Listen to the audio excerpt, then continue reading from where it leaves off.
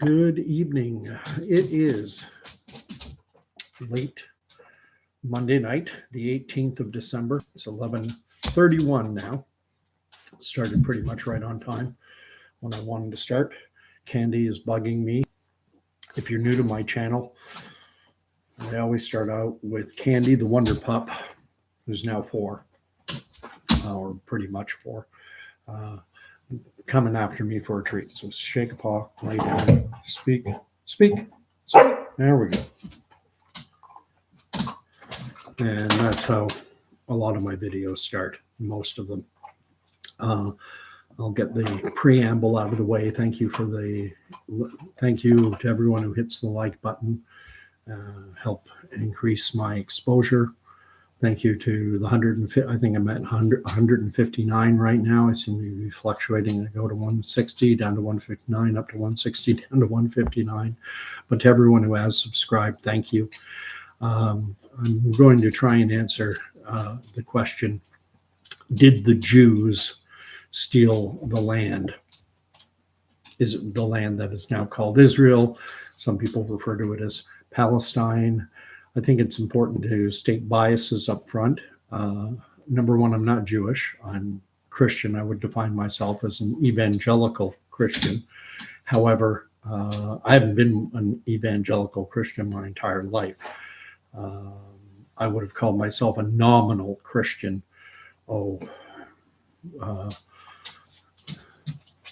My faith is growing. Let's just put it that way. I'm endeavoring to learn as much as I can in the time that I have. So I'm not Jewish and I'm not Muslim. I'm a Christian. I'm also, I'm not Arab, nor am I Jewish. It's so funny, the thing about being Jewish isn't, it can denote religious faith, but it doesn't have to.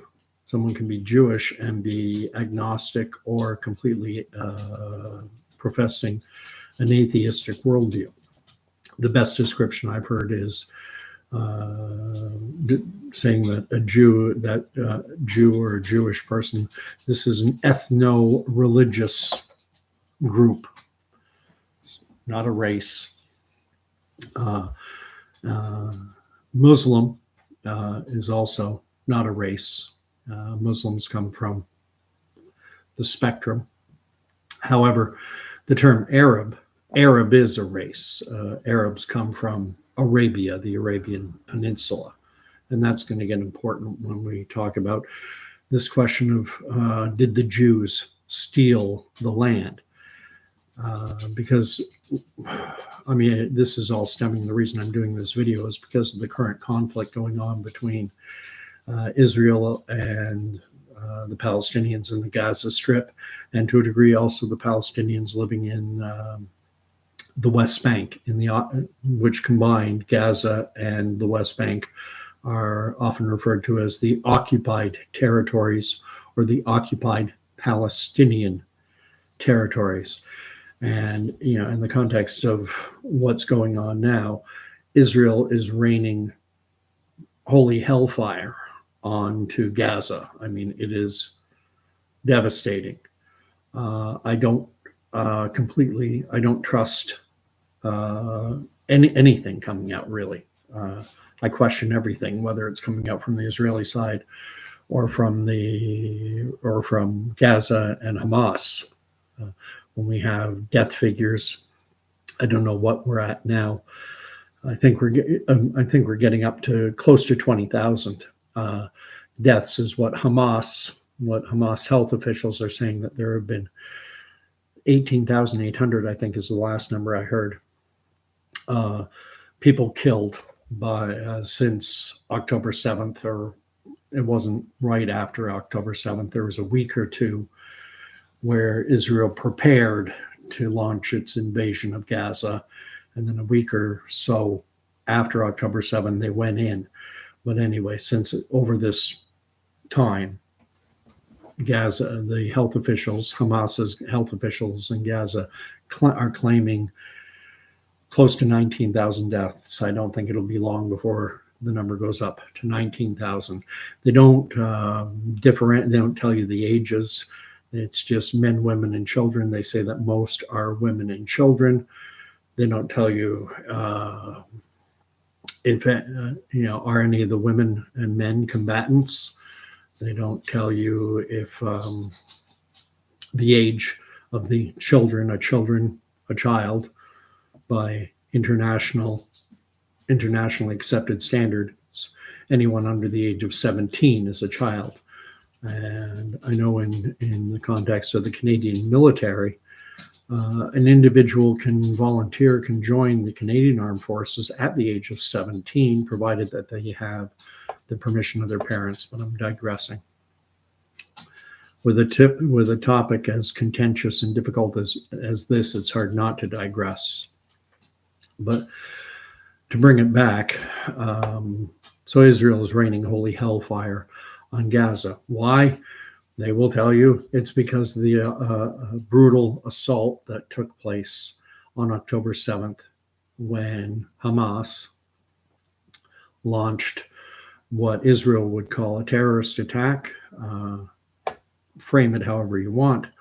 They launched that. I don't think there's any dispute over the fact that they launched thousands of rockets into Israel, broke down the barrier fence separating Israel and Gaza, and stormed in and killed somewhere in the neighborhood of 1,200 Israelis, and then also brought hostages, including babies, infants, toddlers, back into Gaza to be held hostage. And I remember reading right at the beginning when that happened, it was being reported by Al Jazeera even, that Hamas saw the hostages as bargaining chips to free Palestinians being held by Israel. And that actually did come to pass. There was a 6 or 7 day, somewhere right around there, pause, and hostages and prisoners were exchanged. I think the ratio was 3-1. For every 3 Palestinians freed, Hamas released 1 hostage. But just getting back to the justification. So Israel says we're justified in our response because we are responding to a horrendous attack.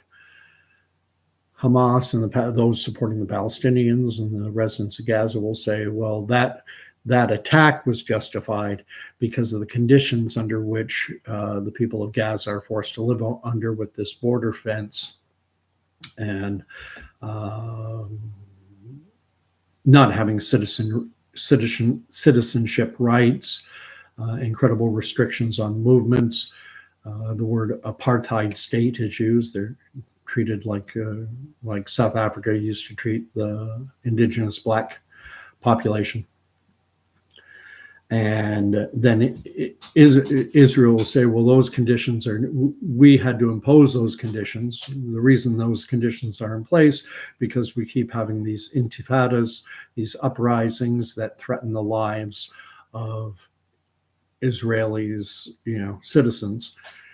We keep having these incursions. And then Palestinians will counter, well, it's because, in 1967, you violated international law and occupied land that isn't yours, the West Bank. And it just keeps, well, everyone has a justification for what they did.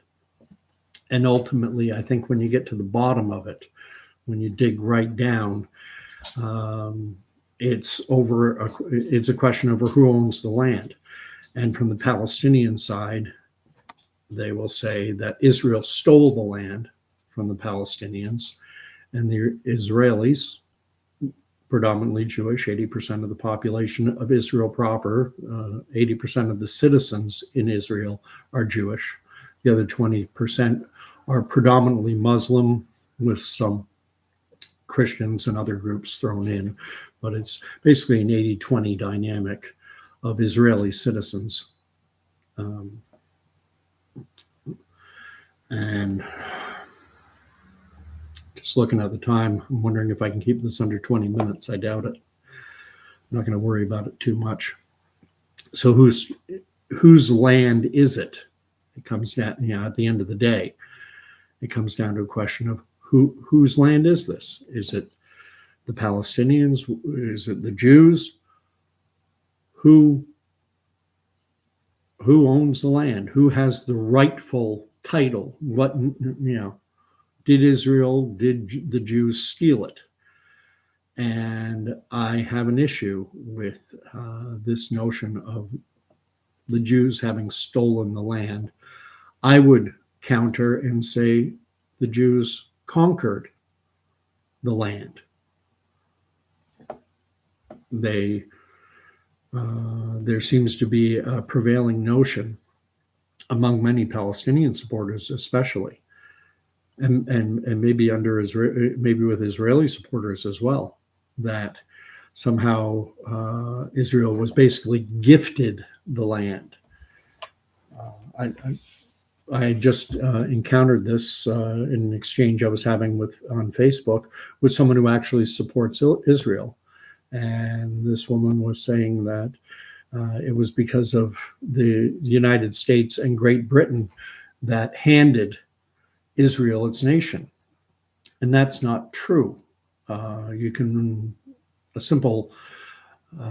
little bit of scholarship is all that's required, a little bit of research, a little bit of digging from multiple sources, and you can find out that is patently untrue. Britain tapped out. Britain gave up on their mandate. People aren't even aware of the fact that of when the British mandate for Palestine started. Some tend to think it started right after World War I ended in 1918. Some think it didn't start until 1922, which is the year that the United Nations recognized the mandate. But in point of fact, the British mandate for Palestine was established in 1920 at something called the San Remo Conference. This was in the wake of World War I, when the Paris peace agreements were being hammered out in Paris and dealing with all manner of issues. And the San Remo conference was basically an extension that was specifically dealing with the Middle East.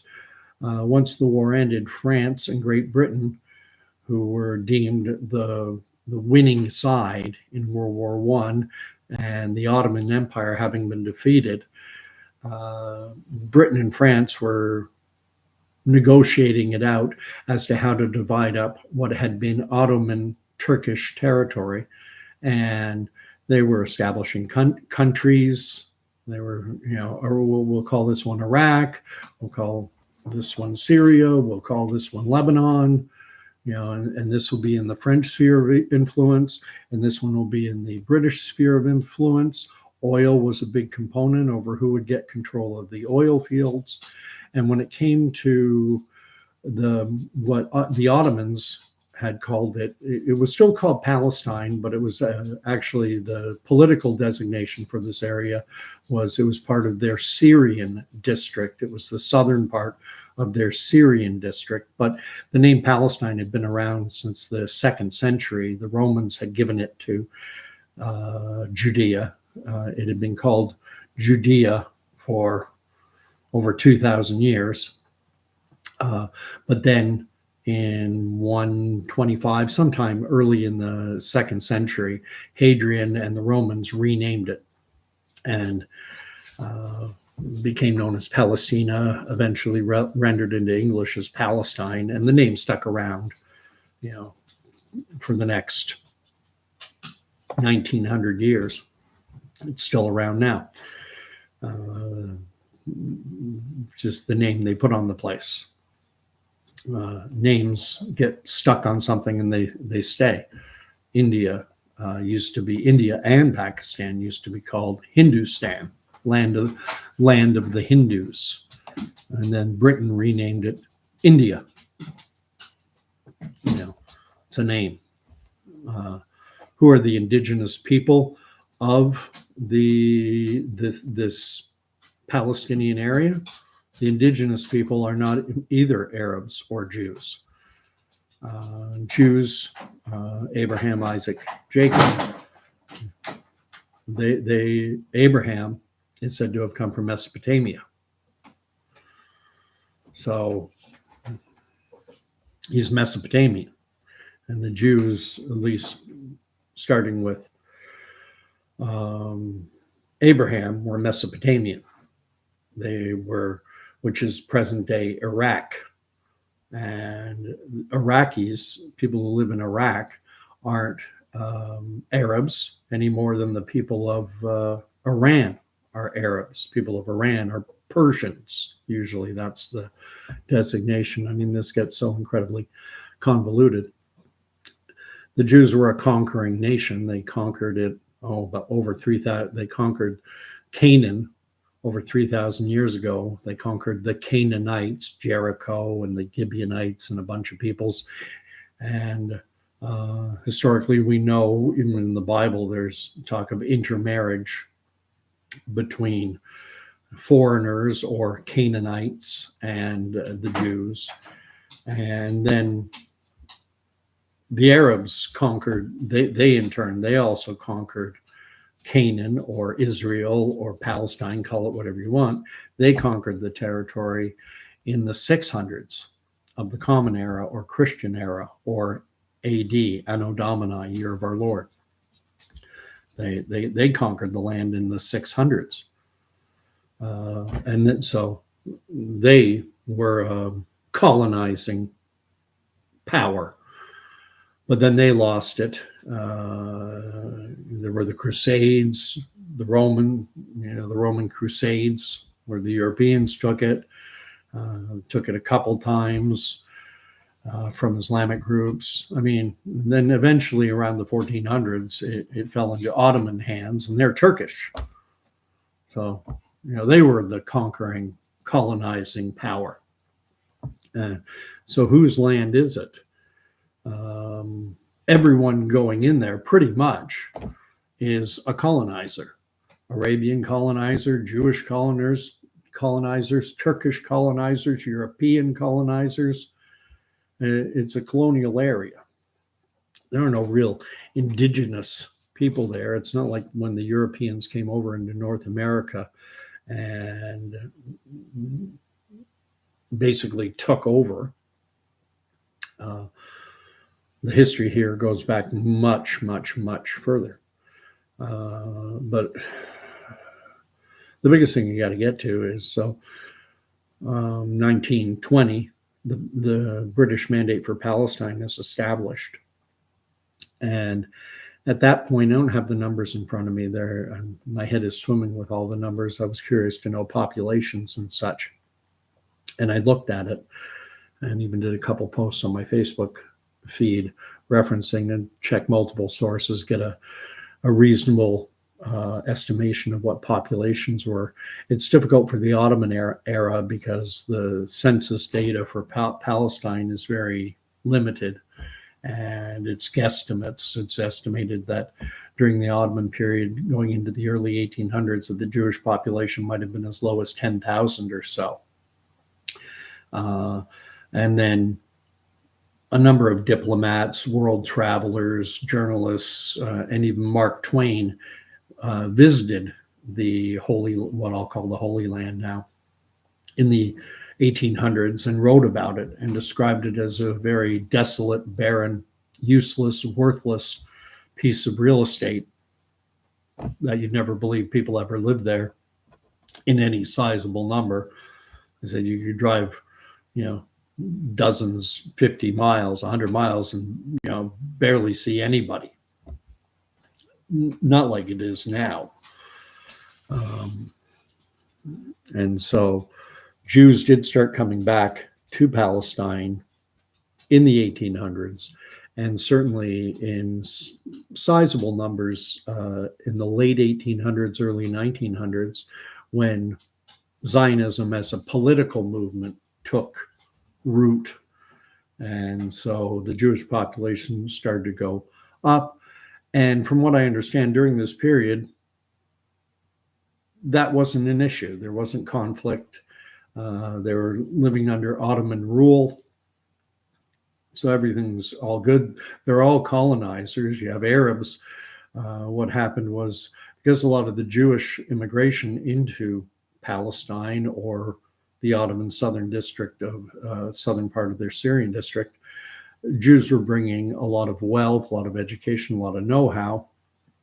And so industry, agriculture started to creep up, and Arab peoples started to come into the land as well.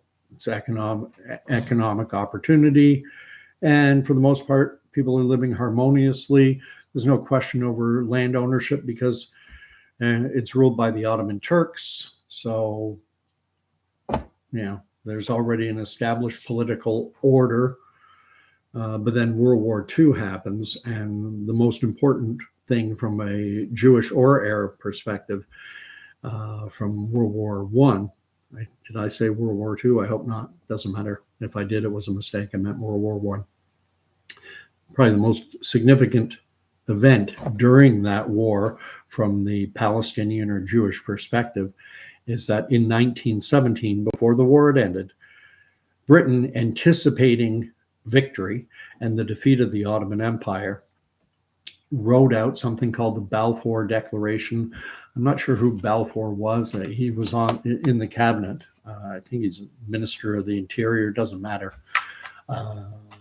it doesn't really matter who he was. What matters is what the declaration that has his names says, and what it said, and the way it was read by Jews was that the Great Britain was going to make basically best efforts toward the establishment of a Jewish homeland or a Jewish nation state in this area of Palestine.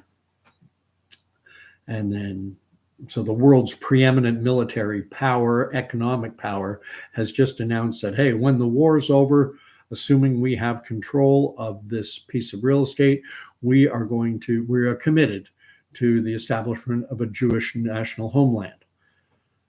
Now Jews start to move in larger numbers, especially after the war ends. And now conflict starts to come into play because the established political order, the Ottomans, are gone. And now you have an intermediary power, the British, who have stated publicly, proclaimed that they're going to establish a Jewish nation state in this land. And there are already individuals, there are Arabs living there, who don't want they don't want that political order. And now conflict starts to happen between Jewish populations and Arab Palestinian populations. However, everyone living in the land, whether Jewish or Muslim at this point, is a Palestinian because it's the British mandate for Palestine. And it's not just Israel, it's actually Israel and Jordan. That was the Palestinian territory as established at the San Remo Conference in 1920. The Palestine was about the size of Iceland. It was in and around I'm trying to remember. I get square miles and square kilometers confused, but I think it was 80 to 90,000 square kilometers in size. And another little side note from history. When Britain was fighting against the Ottoman Turks, they got help. The Arabs, the Arabians, what's the movie with Peter O'Toole, Lawrence of Arabia. The Arabians, the people from the Arabian Peninsula, actually fought against the Turks, and they allied with the British. And the leader of the Arabians was a guy named Hashim, and his group they were the Hashemites. However, after World War I ended, Hashem and his family, his house, if you will, was defeated. And the rule of the Arabian Peninsula fell to the house of Saud. And that's why we call it Saudi Arabia and not Hashim Arabia. If the Hashemites had maintained control, maybe all this could have been avoided, but I doubt it. Wouldn't have mattered. So what happened was, now the Hashemites, this Hashim and his followers, were without a country. They're an Arabian, or if you like, Palestinian people, because their territory bled into Palestine, into this Levantine area. And so Britain said, all right, we're going to create a Palestinian state. And in 1921, they did. They created a Palestinian state. It was given the name of Transjordan, later changed to Jordan in 1946, but initially it was called Transjordan because it crossed the Jordan River. And that was about the size of Indiana, this new Palestinian state of Transjordan, carved out of Britain's mandate, about the size of Indiana. It was about 75% of the British mandate for Palestine. So it's gone now, and all that's left is a territory about the size of New Jersey. And now they created that one in 1921. Of course, the Jews are saying, well, you made a Palestinian state, and you said in your Balfour Declaration, best efforts, come on, let's go. Where's our Jewish homeland? Where's the Jewish nation state? And so over the next 20 plus years, they tried to stick handle the situation, and conflict escalated. And Jews will blame Muslims, and Muslims will blame Jews, and well, they started it. Well, we did that. It's just a repeat. And Britain kept trying to stick handle their way through it, and eventually, in 1947, they basically gave up. They said, we can't settle this, because they put a proposal forth, and no matter what proposal was put forth, the Arab side, or if you like, Palestinian side, they said no, because the remaining 25%, they wanted a second Palestinian country created. They had Jordan already. 1946, they changed the name from Transjordan to Jordan. So they had Jordan already, and they wanted the remaining little strip, this little territory the size of New Jersey. They wanted that as another Palestinian state. And so any division, the Jews also weren't happy all the time either, because they wanted both sides of the Jordan River as well. But they were more amenable to accepting anything. Give us okay, fine. The Brits put forth proposals that the Jews accepted, but the Arabs or the Palestinians refused. Didn't matter what the proposal was. The Palestinians always rejected it, and the Arab League always rejected it. And the Jews did accept some of the proposals. So finally, in 1947, Britain just, we're tapping out, we're done, goodbye. And it's at that point that Britain stated its intention, on May 15th, 1948. That's the end of it. Our mandate expired. That's the expiration date for our mandate. And basically in 1947, they said, and you can deal with it now. And they gave it to the UN to deal with. And the UN tried to do what Britain had done. It put forth maps. It would draw up a map, a proposal. Here, we'll divide it up this way. And same thing happened to Britain. Jews said yes to some of the proposals. The Arab Palestinians said no to all of them.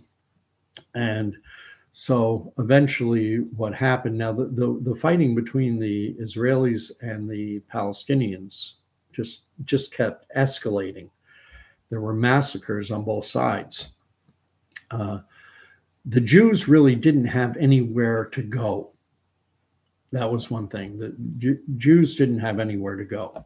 They weren't going to go back. World War II had just ended now. They'd suffered the horrors of the Holocaust and the massive persecution and the Jew hatred that existed in Europe. They weren't going back to that. I mean, you'll remember there was a ship, I forget the name of it, that even before World War II broke out, and Jews knew what was coming. They had to do was read Mein Kampf to know that things were going to get really bad for them. And they tried to flee, and they went to South America, to New York, to Canada, to Britain. This ship went to numerous countries, and all of them said, "No, we're not taking you." So the Jews weren't going to go. They had nowhere to go, so they stayed. A lot of the Palestinians, though, left.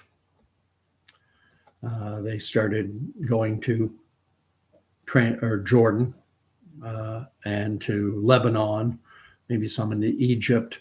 They had places to go. There were Muslim countries, Islamic countries they could go to. There was no Jewish country for Jews to go to, so they stayed.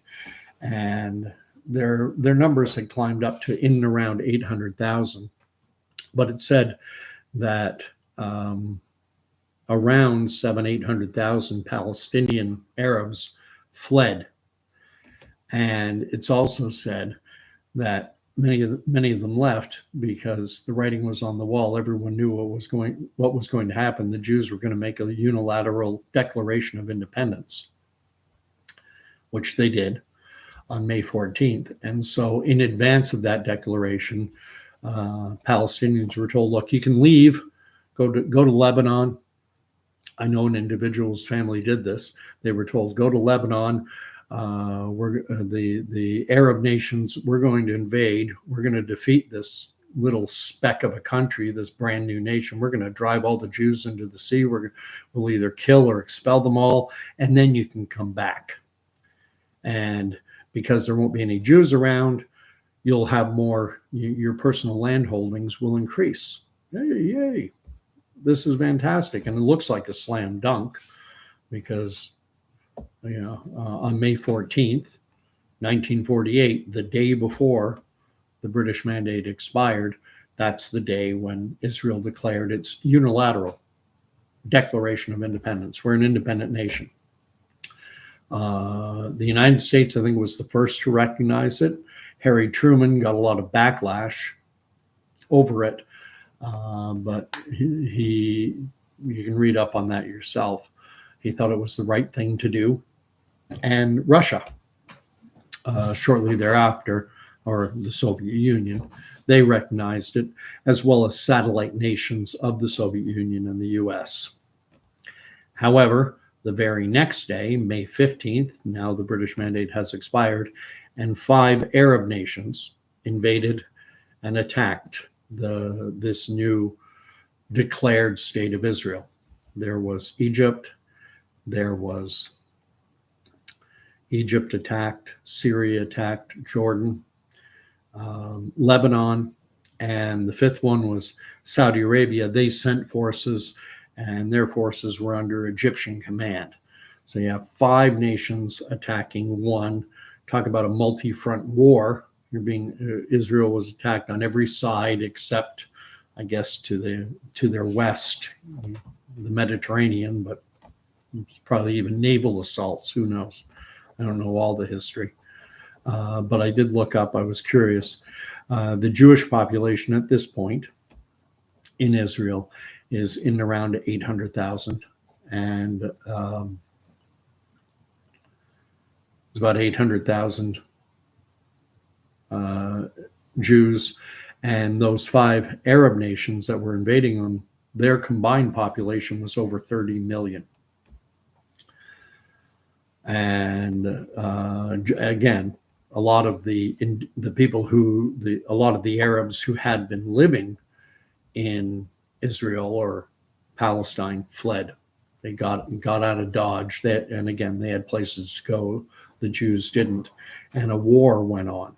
And this is where I find this notion that Israel, it was a gift that they didn't have to fight for their land. Oh yeah, they had to fight over a year, from May until I think it's June or July of 1949, when armistice or peace agreements were finally signed between Israel and the invading nations. And then they established the so-called Green Line that is still talked about. And there was peace for a period of time, broadly speaking. There was peace until 1967. And then again, Israel was attacked from this time from three sides, from Jordan, from Egypt, from Syria.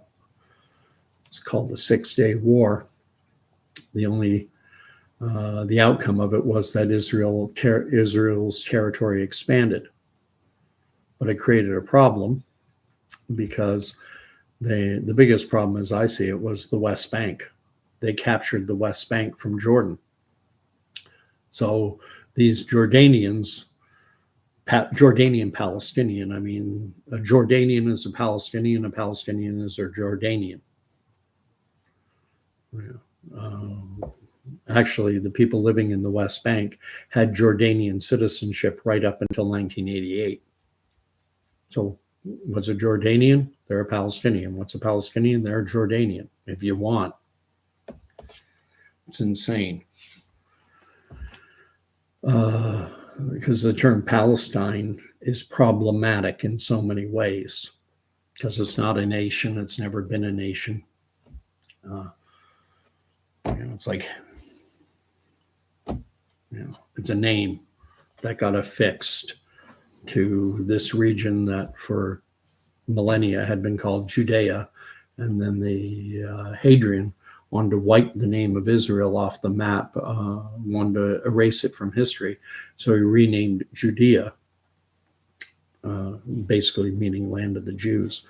He renamed it Palestina, and you can read up on it. There is the most prevalent view is that he borrowed, he reached back about 1,300 years into history from his time. He went back in the year 100, whatever.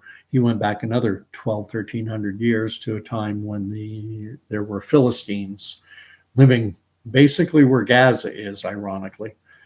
And they were somewhat the natural enemies. They had fought continually, David and Goliath.